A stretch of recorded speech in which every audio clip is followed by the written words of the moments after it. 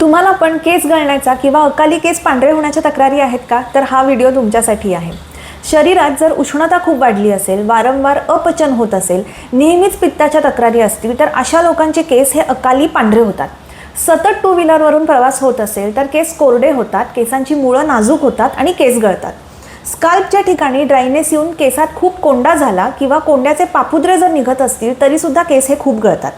Psoriasis, hypothyroidism, हाय grade fever अशाने सुद्धा केस गळतात. जेवणाच्या वेळा नियमित नसतील, शिक्षणासाठी जे विद्यार्थी बाहेर राहत आहेत त्यांना योग्य आहार मिळत नसेल तर न्यूट्रिशनल डेफिशियन्सीज होऊन सुद्धा केस हे गळतात. अंघोळीसाठी वापरलं जाणारं पाणी हे जर खूप क्षारीय असेल तर स्काल्पवर कोरडेपणा येतो आणि केस गळतात.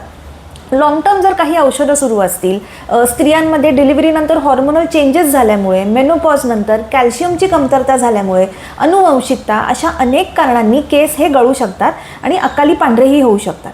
मग अशा व्यक्तींनी काय काळजी घ्यावी?